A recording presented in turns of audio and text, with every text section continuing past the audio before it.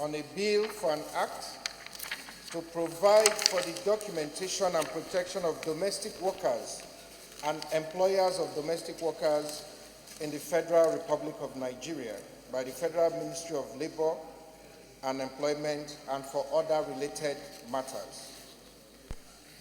The bill was first read on the floor of the Senate on the 18th of July 2018. Mr. President, my distinguished colleagues, over the years, our nation has experienced an increase in incidents of assaults and abuse of domestic workers by their employers or hosts. These abuses border on slave labor, physical abuse, and sexual abuse, to mention a few. The stories are gory, traumatic, and mind-boggling, especially against the background that these domestic workers exist in the informal sector.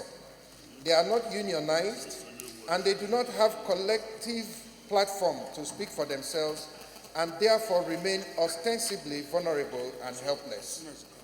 On the other side of the coin is the rise of the spate of complicity of crimes committed by domestic workers, mostly in connivance with other criminal elements of society against their employers or hosts. These border on burglary, kidnapping, stealing of children, and sometimes outright murder. Distinguished colleagues, due to urbanization, fast-growing cities with Celtic traffic in Nigeria, such as Port Harcourt, Lagos, Abuja, Kano, and other cities, have put significant pressure on working-class parents of different categories of the society, compelling many of them to spend more time at home, more time at workplaces, and far less time at home. The concomitant effect of this is that many families from the low, middle to high income class families have come to the inevitable reality of the necessity of employing and relying on domestic workers to attend to their needs at home. It is saddening to note that a very vulnerable group of this category of domestic workers have been consistently preyed upon by their employers or hosts. These are mostly housemaids, houseboys, wards, and sometimes even extended family members. A lot of these workers are unregistered and not supported by most national labor laws. They work for private households, usually without clear terms of employment, particularly in our country. The Labour Act in Section 65 states that the minister may make regulations providing for engagement, repatriation, or supervision of domestic workers, of domestic servants, the employment of women and domestic servants, the housing, accommodation, and sanitary arrangements of domestic servants, the conditions of domestic service generally. Unfortunately, however, Nigeria is yet to have a codified legislation that provides for the rights of domestic workers. Mr. President, my eminent colleagues, let me use this opportunity to state that I have worked on this bill in clear collaboration with the Federal Ministry of Labor, and there are also international efforts to address the deplorable working conditions, exploitation, and human rights abuses that domestic workers have to contend with, as well as the lack of legal protection, which makes it difficult for them to seek remedies. The International Labour Organization came up with the Domestic Workers Convention 2011, number 189. This groundbreaking treaty established the first global standards for domestic workers. The new standards encourage governments to protect domestic workers from violence and abuse, and to regulate private employment agencies that recruit and employ domestic workers, and to prevent child labor in domestic work. Since that convention, many other countries are undertaking legislative reforms to bring their laws into compliance with the agreed international standards. Mr. President and my distinguished colleagues, this bill does not only seek to protect the domestic workers, it will also protect the employers of domestic workers. Investigations have also shown that a significant percentage of gory crimes, such as kidnapping, armed robbery, murder, and highway robberies even, have been traced to connivance by domestic workers of their victims. A case in point is the apprehension of a kidnap kingpin, aka Evans, by the Nigerian police, who had been employed severally as a driver to his victims.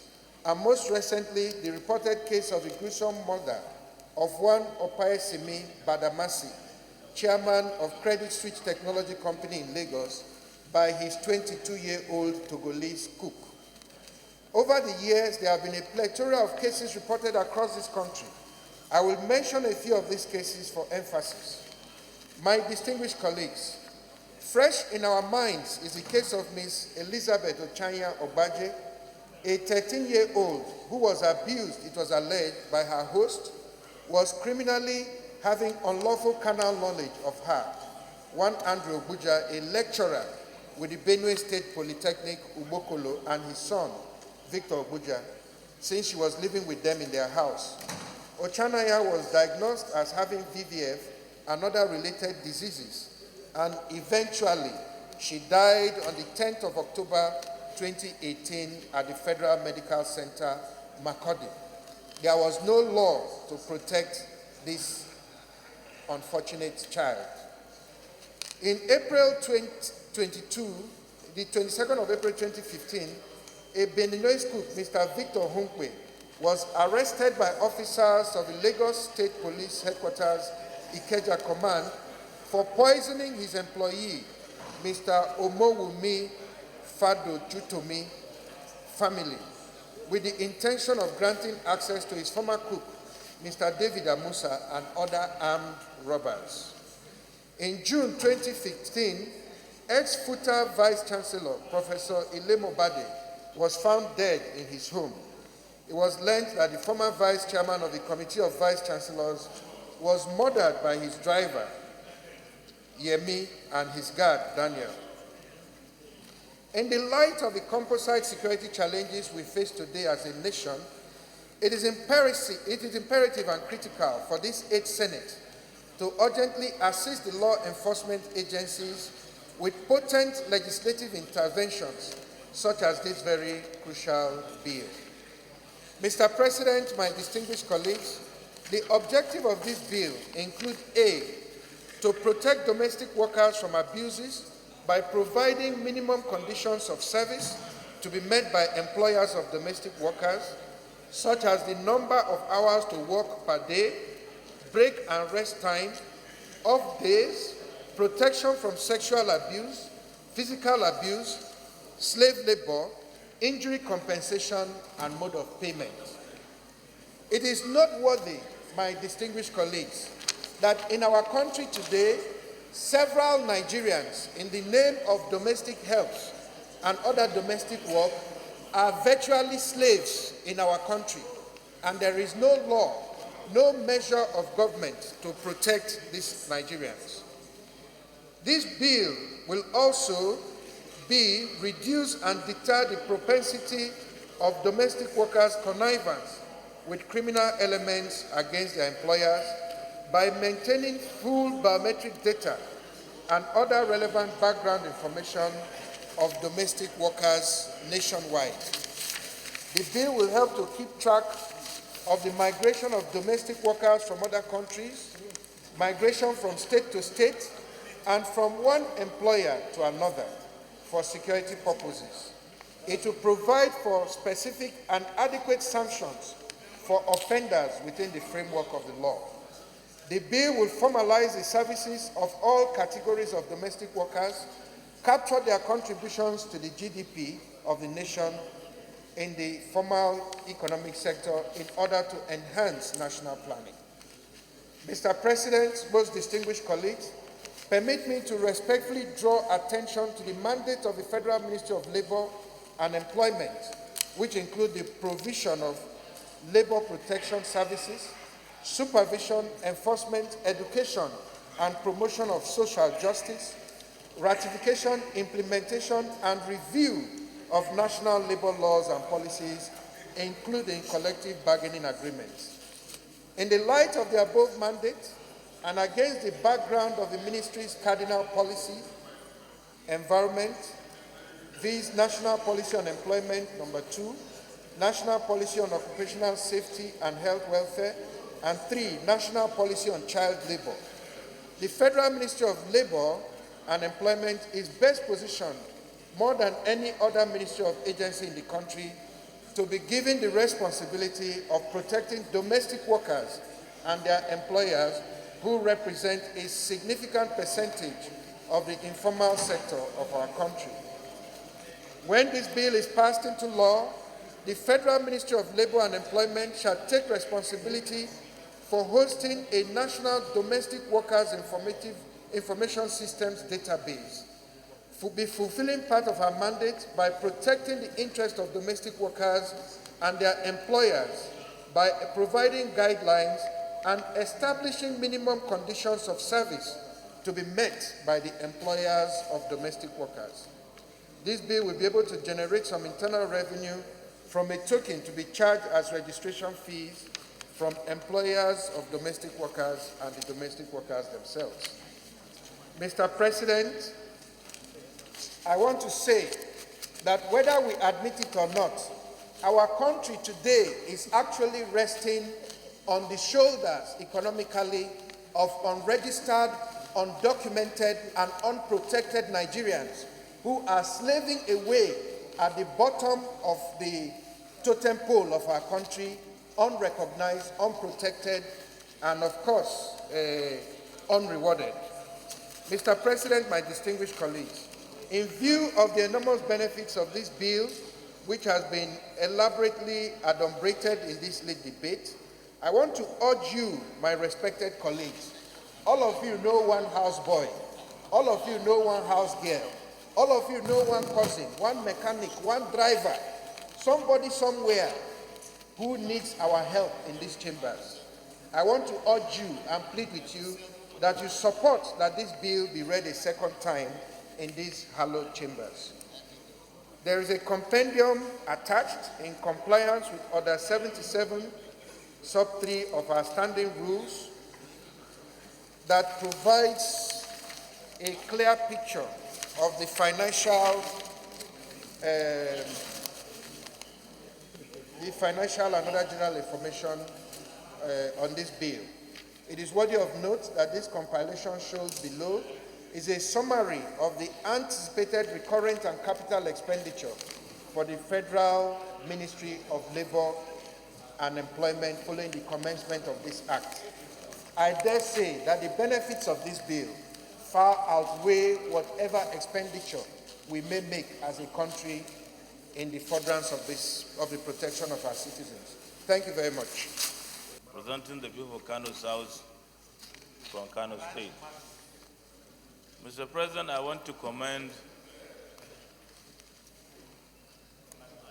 Malam Magnus because the way he dressed today is also Galadima of Port Harcourt. But, Mr. President, this is a very important bill, and both the workers, domestic workers, and the employees really need protection. It's a sort well bill. I only request that, Mr. President, this bill, we should just sort the views of opinion of members of the Senate, which I believe they have almost agreed on this, and request to go for second reading. It's a straightforward bill, Mr. President. Senator Yaya. Senator Magnus Abbey for having the courage and the presence of mind, to bring forward a bill that addresses a very critical human rights and labor issue that have been bedeviling this country. It's a bill, Mr. President, that if it sees the light of the day, can be able to take care of a lot of the abuses and a lot of criminality in the domestic affairs of this country. Mr. President, this bill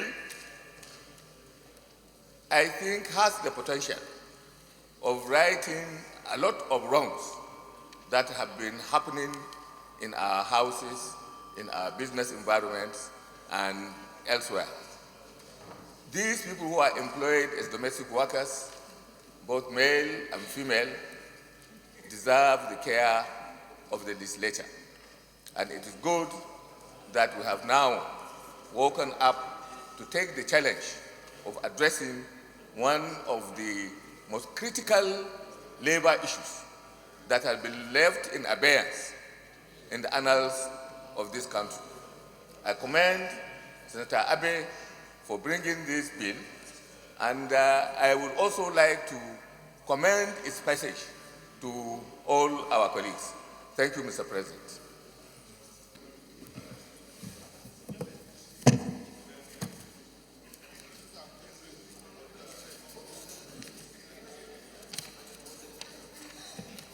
Provide for the documentation and protection of domestic workers and employees of domestic workers in the Federal Republic of Nigeria and for other related matters thereto. 2019 is read the second time. This bill is referred to the Committee on Judiciary, Human Rights and Legal Matters and will go back within 4 weeks.